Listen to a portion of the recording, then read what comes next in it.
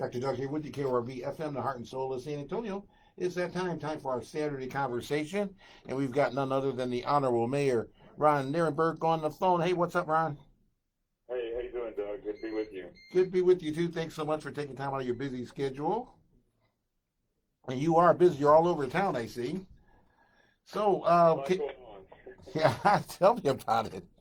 So it looks like we're doing better with the virus this past week. What do you think?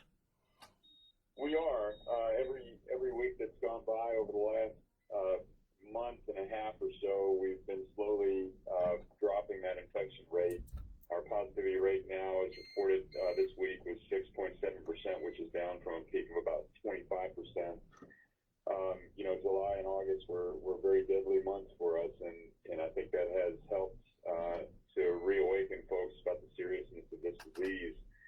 And people are taking it seriously as they should. The hospitals are doing a whole lot better, fewer admissions, and the numbers in the hospitals are at the lowest point they've been since May.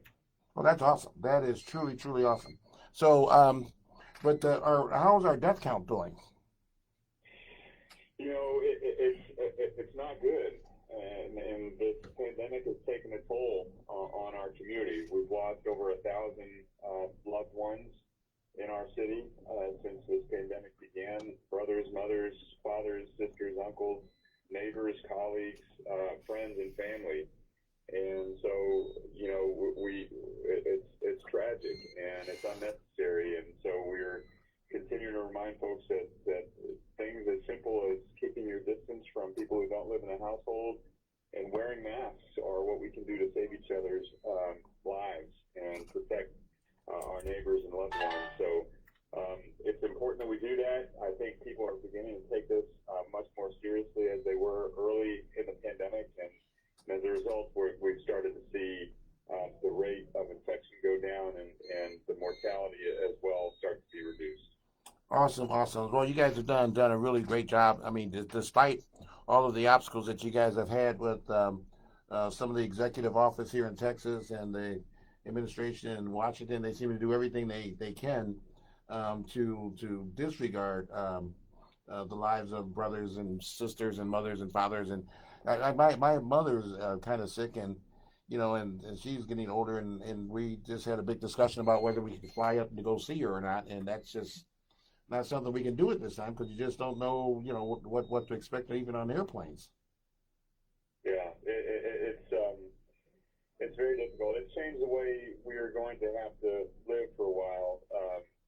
Certainly before there's a vaccine, but hygiene and distancing with regard to keeping respiratory illness at a minimum, wearing masks are things, these minor inconveniences that we're going to have to live with for a while, and it's important because, again, as we've seen, this can protect lives in our community. It can protect our own lives. It can certainly save vulnerable members of our community and people within our families. Awesome, that's true. Yeah, speaking of that, they're just like one thing after another. So this whole thing about policing, can you mind talk about that for a minute? What are we Sure, doing? yeah. I know they Uh, got there's a group called let's see here. They're the San Antonio Defund SAPD, and so first of all, I just got a couple questions about this. So I support reform and all of those types of things, and I think from looking at a lot of these organizations, I think no one wants to go without any type of police support. I think it's looking at things that police should be responsible for, and things that other members of possibly city employees or community could help.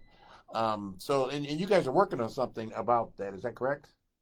we are, and earlier in the year, I put out an agenda and a memo to my colleagues in the city outlining several different reforms and how we could go about them. And that has been underway with a lot of community input through our public safety committee, with the San Antonio Police Department, and with the community in general. I certainly appreciate residents making their voices heard on these issues. And as it relates to use of force, we've gone through a use of force policy review. We've made some changes in the department. Just yesterday, we announced the prohibition of chokeholds and LVNR outright, no exceptions. We also prohibited no-knock warrants from being conducted in the city of San Antonio. And you heard also the police chief this week make changes to the protocol by which mental health cases are handled, and de-escalation of those cases before any kind of police response is needed in order to reduce the likelihood of tragic incidents like we saw with just recently with the Sergeant Daniels Sheriff's Office. Yes, Sergeant Lamar Daniels. That's right. So this. Yes, sir. And if I may, there's been a lot of talk about the proportion of funding that is spent in police departments, and I think it's a really important conversation for us to have about how we keep communities safe. Everyone wants to live in a safe community, but how we build a safe and healthy community has a lot more to do with services, infrastructure, programming than it does with just policing. And so how do we balance our budget to ensure that we're providing the proper services and programs that create a safe and healthy community beyond just policing? So we're going through a process right now with community input that will help us to disaggregate the function of the police department and identify those things that are policing activities and those things that may be done better by other departments or other agencies, so that we're getting a better look at how we create a community in which everyone feels healthy and safe and can thrive. I think that would be a great thing. But once again, I'm Mr. Behavioralist here, and so I don't think all policemen are racist, or I'm not making any type of grandiose comment like that or anything. But I do think that the system itself, the way policing is done, not just in San Antonio, but in our country, I believe is definitely preferential, and it's slanted against people of color. And I think that's happened over time, and I think as times happen, it just kept expanding and expanding, and before you know it, it's morphed into this thing that's entirely different than what police looked like when I was younger. And I just look at now. It just seems like when I was younger, you knew the policemen that were in your area. You knew the people, they walked the beat, or if they drove around in a car, or they had their windows down and they said hi to you and they spoke to you, and there was a lot of community interaction with the police. The way that policing is done today, it's like they're around in windows tinted and you can't see in. They don't care to want to look out too much, and they wait till something comes on their scanner, and they go there, they react, and they leave shortly thereafter. So there's no real investment in the community. And so are some of these things that you're looking at, are they going to kind of get back to more policing, perhaps walking beats or riding bicycles or those types of things in the community? That's the hope, and part of the challenge is changing the culture of policing, and that's something that has been happening around the country. And it's recruiting, it's training, it's bias training, and certainly we know that policing is one part of a larger system of criminal justice that itself needs dramatic reform and re-envisioning in this country. And so that's what we're engaged in at the city and the county, and part of this is policing. But it's important to recognize, and I voted against the collective bargaining agreement in 2016 because it fell short of the reforms that we were trying to address with regard to finances as well as disciplinary reform. Virtually everything that applies to policing, including recruiting and residency requirements, are kept within that collective bargaining agreement. Right. Things like citizen oversight process, it's all within that collective bargaining agreement. So we've got to ensure a fair and transparent process in which we can work towards, with the community, reforms in the next bargaining agreement that's coming up in 2021. Well, I got to tell you this. I'm all for unions. I used to be a union steward in another life. But this, what's going on now with the police union, and I think with many of these first line responder unions organizations, is that they've become an entity unto themselves. The policemen and the firemen, they're there to support the community. but then the police, their unions are there, and they're own like their own quasi governmental agency, and the things that they support are directly against supporting the community. So it just seems to me that if that's the case, we need to reform the whole labor the whole labor setup, if you will.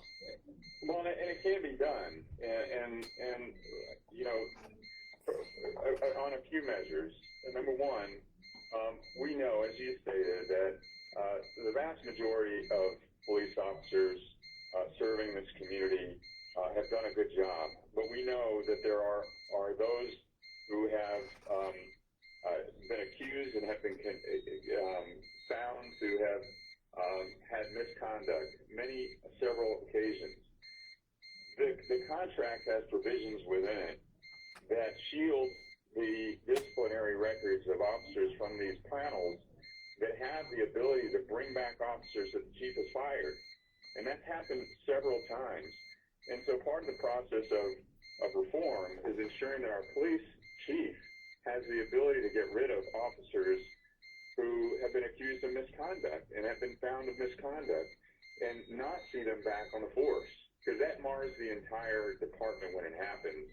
And it prevents us from achieving those reforms when the kind of oversight panels and the disciplinary procedures are protected. Uh-oh. We are off the air. KRV FM, Art and Soul of San Antonio. This is our Saturday conversation, and we will try to reconvene here. We've had a power outage, so I apologize for that. Hold on, let's see here. Maybe we can continue. Hello, Ron, is that you? Sorry to No, drop. no, it wasn't you. It's we've had some kind of a big power outage here. Oh, shoot. So Okay. hold on, let's see here. Let's see here. Let's see here if we can keep you going here. Okay, okay. Do you remember where you left off? You were talking about the reforms Yeah. for the unions. Yeah. Yeah. Am I back on? Yes, you're back on. Okay. Yeah. Well, so reforms are possible, and reforms can be done through fair collective bargaining, and that's what we're trying to achieve in the next round. Awesome. Well, that's what needs to be done. And I don't know. I'm not a one. I'm not a union buster. I don't want to pretend to be one or anything like that. But it seems like if the union policies go against supporting the community, then it's a bad policy. And then that's we this as a starting point. That's something that we just need to do, in my opinion. Yeah, and it is. We do know that it's abundantly clear they were part of the agenda for the agreement in 2016. They were not achieved in 2016. It's one of the reasons why I voted against that agreement. Right. We can get them done. There's been enough dialogue on these issues, and everyone knows what they are with regard to disciplinary procedure, et cetera, that are in the best interest of the department, the best interest of the community. Awesome. All right, we're running out of time here, so actually the outage could have come at a better time. But let me ask one more question here. The eight that can't wait. Now I noticed that they were four of those that we got green lighted on, and there were some others that there were some question marks, and you guys were pursuing that. Can you talk about that? Yeah, so they can't wait. I've had conversations with Campaign Zero folks. I know the chief and the chief of police has as well.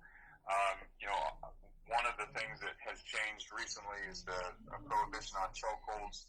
We, according to the police department, have made those modifications enough to achieve the rest of the eight can't wait policies. So they have submitted that language in the handbook back to Campaign Zero to see if we can get that adjusted and qualified. The important thing to know, though, is that this has come from a lot of community dialogue. We appreciate the residents who are making their voices heard. They are making real change in our community by these improvements, and we are committed to reforms. We're committed to improvements and committed to creating an environment in which our residents, our communities feel safe, and that the police department is one aspect of that, but not the only aspect of it. That is awesome. Well, one thing I have to say, I mean, you guys on city council seem to work together really, really well when it comes to these issues. And I mean, and nobody's 100%, but you guys are always moving in the right direction. So the citizens really appreciate that. Well, I appreciate you, Doug, and getting all this information out to folks. There's been great progress. There's obviously a lot more work to do ahead of us. But as long as we work together as a community, we can achieve it.